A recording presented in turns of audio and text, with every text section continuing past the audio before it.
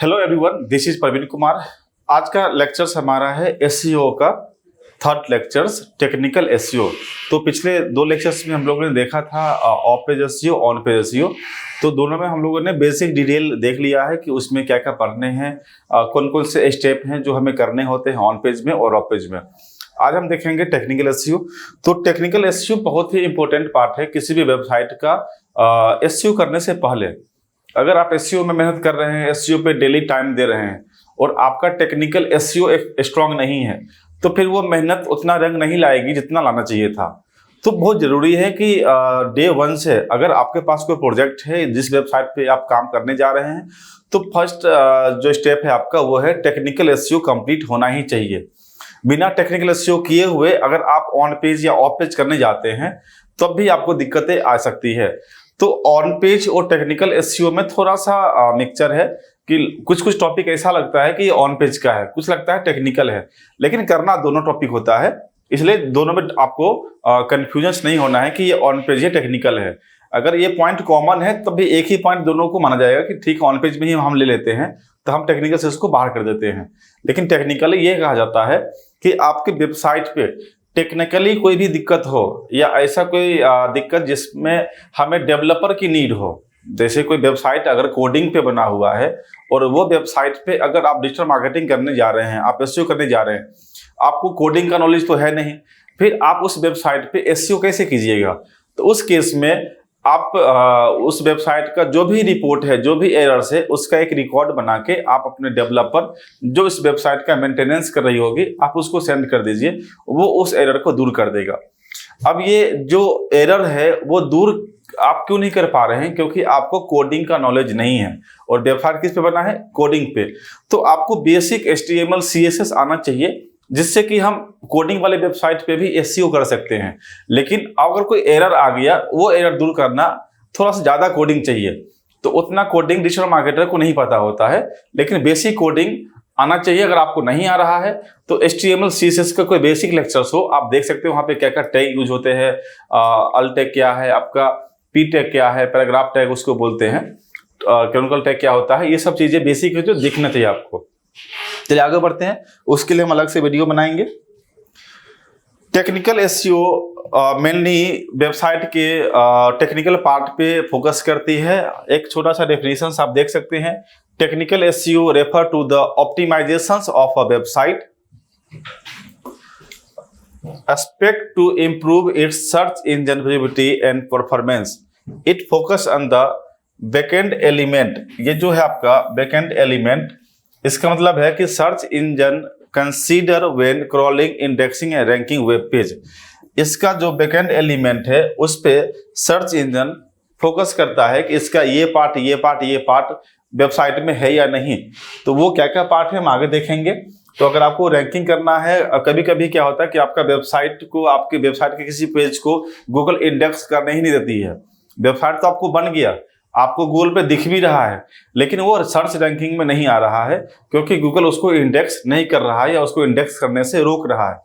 तो आखिर उस केस में हम क्या करेंगे? तो वहाँ पे हमें टेक्निकली हमें उसको ठीक करना पड़ता है कि उसमें आखिर एरर क्या दे रहा है गूगल। तो गूगल सर्च कंसोल एक गूगल का टूल्स है, वो फ्री टूल्स है। आप उसमें अपना डोमेन डाल दीजिए तो वो बताता है कि आपका वेबसाइट मोबाइल रिस्पॉन्सिव नहीं है, या जो इमेज है वाइडर देन स्क्रीन है, या जो उसमें टेक्स्ट है वो टू स्मॉल है। ऐसे कुछ कुछ एरर आपके पास में दिखाएगा, तो वो एरर आप दूर कर दीजिए। फिर आपका जो पेज है वो वेबसाइट गूगल अपने क्रॉल में इंडेक्स कर लेगा, क्रॉलिंग कर लेगा। Bye implementing technical SEO best practice, website owner can enhance their site overall health, accessibility and user experience, which can lead the higher search engine ranking. यानी search engine ranking में technical SEO का बहुत बड़ा role है। अगर आप technical SEO में आप अपने वेबसाइट का हेल्थ चेक करें और हेल्थ अच्छा नहीं दिखा रहा है, तो पहले आप टेक्निकल एसईओ करें, फिर आप of page on page SEO करें। क्योंकि आप कुछ भी कर लें, जब गूगल इंडेक्स ही नहीं कर रहा है तो वो कंटेंट भी क्या किस काम का, जब गूगल में उसको पढ़ ही नहीं रहा है। तो सारा काम हमारा क्यों होता है? कि हमारा इसलिए वेबसाइट बनाते हैं कि जब भी कोई सर्च करे गूगल पे तो हमारा वेबसाइट ऊपर में रैंकिंग करे। और ऊपर में रैंकिंग करने के लिए सबसे ज़्यादा जरूरी है कि आपका टेक्निकल पार्ट जो एसईओ जो वेबसाइट का है, जो एसईओ के लिए बहुत जरूरी होता है, वो स्ट्रांग होना चाहिए। तो वो पार्ट क्या क्या है उसका हम लिस्ट देखते हैं। ये है वेबसाइट क्रॉलेबिलिटी। इसमें क्या करना है हमारा कि हमें इंश्योर करना है कि सर्च इंजन जो है गूगल का वो हमारे वेबसाइट को क्रॉल करे, इंडेक्स करे। अगर इंडेक्स नहीं कर पा रही है तो उसके लिए हमें वेबसाइट को ठीक करना पड़ेगा। और ठीक कैसे करेंगे हम उसमें XML साइट में, और उसमें हमारा एक रोबोट का भी फाइल होता है, हम ये सब robot.txt ये दोनों फाइल को हम अपने रूट फोल्डर में अपलोड करेंगे। रूट फोल्डर क्या होता है, आप अगर वेबसाइट को होस्ट करते हैं तो वहाँ पे cPanel होता है। cPanel में एक फाइल होता है public.html, उसमें जितने भी फोल्डर्स होते हैं उसको बोलते हैं रूट फोल्डर।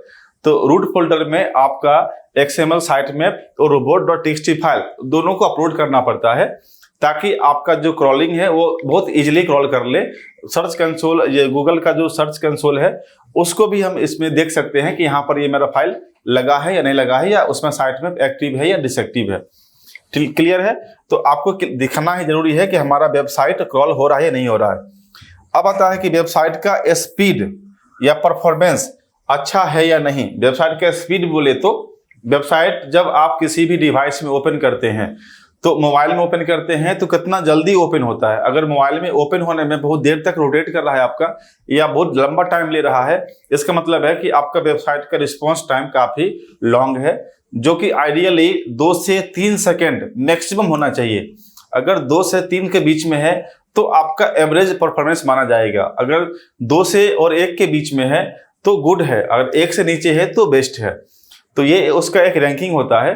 तो आप मतलब लास्ट में 3 सेकंड तक लेके जा सकते हैं, तब तक आपका वेबसाइट कोई दिक्कत नहीं आएगी।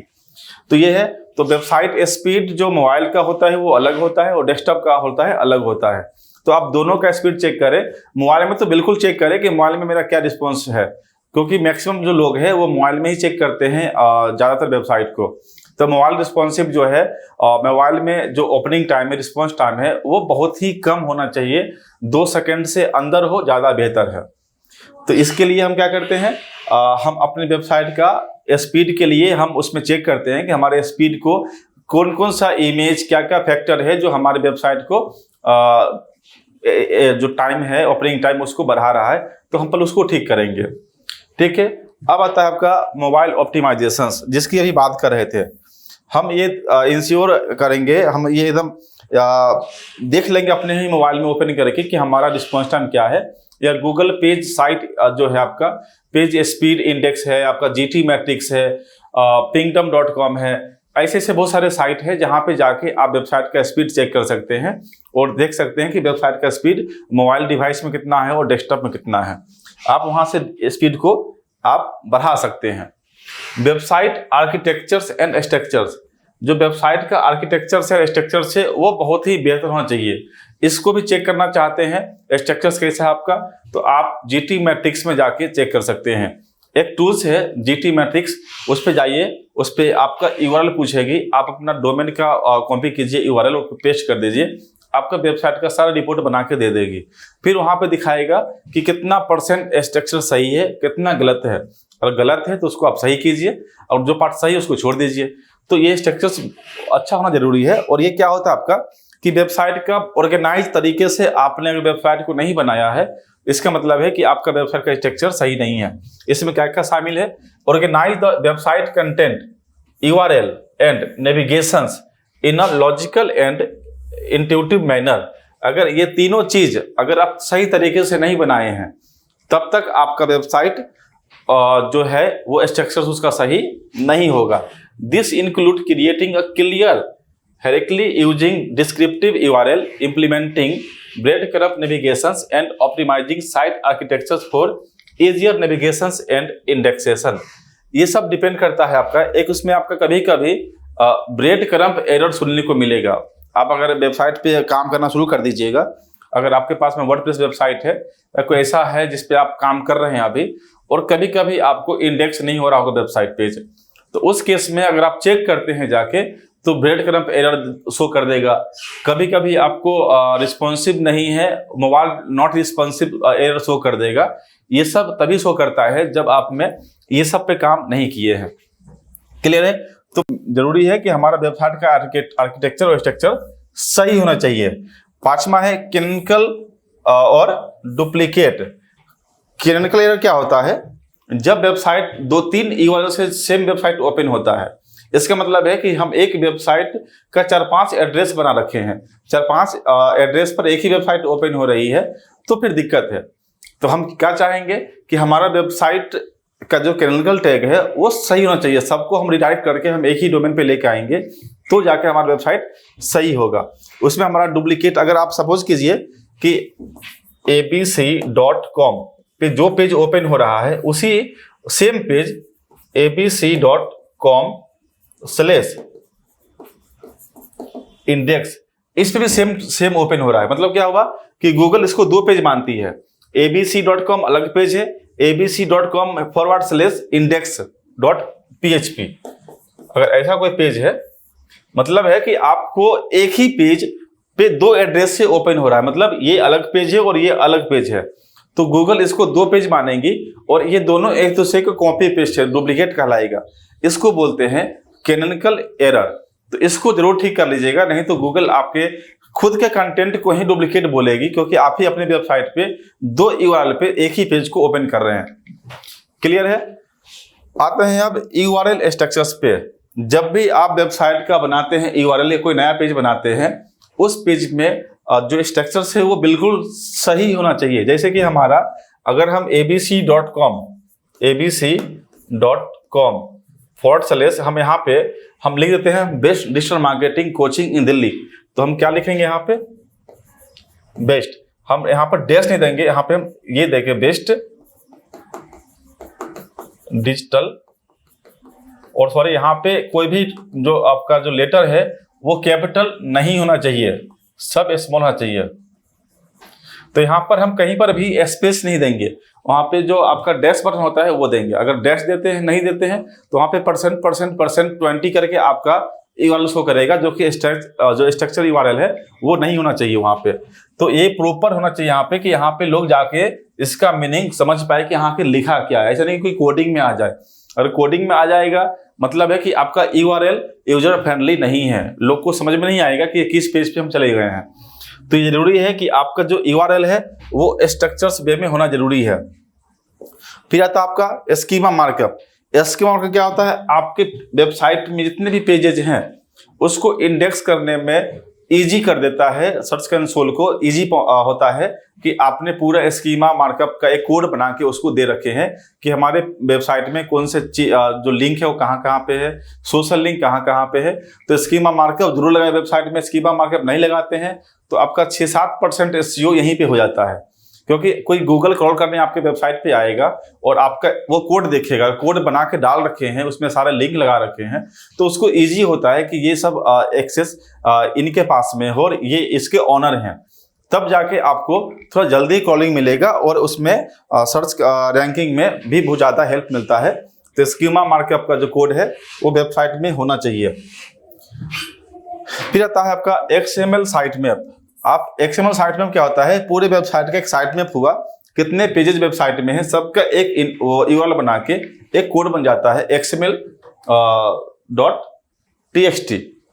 ये बनेगा पेज। ये आपका XML जनरेटर एक कोई फ्री साइट होता है, आप उस पर जाके जनरेट कर सकते हैं कोड। उस कोड को लेके आप इंपोर्ट कर सकते हैं अपने रूट डायरेक्टरी में। अगर वर्डप्रेस वेबसाइट का है तो ये कोड डायरेक्ट आप वहाँ के आपका एक प्लगइन्स होता है, उस प्लगइन में जाके आप इस फोल्डर को अपलोड कर सकते हैं।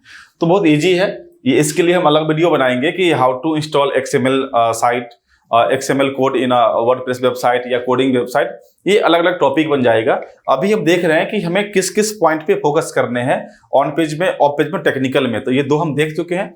टेक्निकल में ये सारे पॉइंट आते हैं कि हमें XML साइट में लगाना, robot.txt लगाना। ये अब एक और है वेबसाइट सिक्योरिटी। इसमें अगर हम वेबसाइट में HTTPS नहीं रहता है हमारे वेबसाइट के पीछे, यानी हमारा सिक्योर नहीं है, तो कहीं कहीं आप देखिएगा HTTP दिखेगा और कहीं कहीं S दिखेगा। जहां पे S दिखेगा वहां पे आपका एक लॉक बटन दिखता है। जहां पे लॉक बटन होगा मतलब वो सिक्योर है, जहां पे लॉक बटन ओपन दिखता है वो आपका अनसिक्योर है। तो अनसिक्योर वाले वेबसाइट में एस नहीं होता है, और जहां पे सिक्योर है वहां पर एस होता है। तो ये आपके वेबसाइट में HTTPS सर्टिफिकेट होना बहुत जरूरी है। इसी का नाम है SSL सर्टिफिकेट, तो इसी को बोलते हैं SSL सर्टिफिकेट। तो ये गूगल या कोई भी आपका जो डोमेन सेल करती है, होस्टिंग सेल करती है, आप वहां से बाय कर सकते हैं और अपने वेबसाइट में इसको सेट कर सकते हैं। लास्ट आता है एनालिटिक एंड ट्रैकिंग। आप अपने वेबसाइट को ट्रैक कर सकते हैं, एनालिटिक देख सकते हैं कि हमारे वेबसाइट पे कहाँ से, किस स्टेट से, किस देश से, किस लोकेशन से ट्रैफिक आ रहा है, कितने देर तक रुक रहा है, वेबसाइट के किस पेज में कितने देर रुके हैं, कितना रिपीट का कस्टमर है, कितना यूनिक कस्टमर है, किसके थ्रू आया है, फेसबुक के थ्रू आया है या गूगल ऐड के थ्रू आया है, फेसबुक कैंपेन के थ्रू आया है, इंस्टाग्राम के थ्रू ट्रैफिक ट्रांसफर हुआ है वेबसाइट पे। ये हर चीज चेक कर सकते हैं आप गूगल के एनालिटिक टूल से, और ट्रैक भी कर सकते हैं। आप चाहे तो उसके बाद में उसी व्यक्ति को आप जैसे कैंपेन शूट कर सकते हैं, आप चाहें तो उसको गूगल ऐड के थ्रू उसको कैंपेन दिखा सकते हैं। तो ये होता है रीटारगेटिंग। ये हम आगे बताएंगे, हम जब गूगल ऐड और फेसबुक ऐड पढ़ेंगे कि हम रीटारगेटिंग कैसे करें। आप जब एक ऐड सेट करते हैं तो उसमें ट्रैफिक ऐड भी होता है, आपका लीड जनरेशन ऐड भी चलता है। तो ये सारे टॉपिक हम तब पढ़ेंगे हम जब गूगल ऐड पढ़ेंगे, लेकिन वहां पर भी हमें वेबसाइट पे लोग को भेजना काम है, और वेबसाइट जितने लोग आ गए हैं उनको हमें रिपीट जो ऐड होता है वो दिखाना होता है। तो वो कैसे दिखाते हैं, ये सब चीजें हम आगे के लेक्चर में पढ़ेंगे। तो ये रहा आज का 10 पॉइंट ऑफ टेक्निकल एसईओ। ये 10 पॉइंट आपके वेबसाइट में होने चाहिए। जब भी आप एसईओ स्टार्ट करते हैं तो सबसे पहले ये इंश्योर हो जाएं कि ये सब हमारी वेबसाइट में लागू है या नहीं, तो क्रॉस चेक कर लें।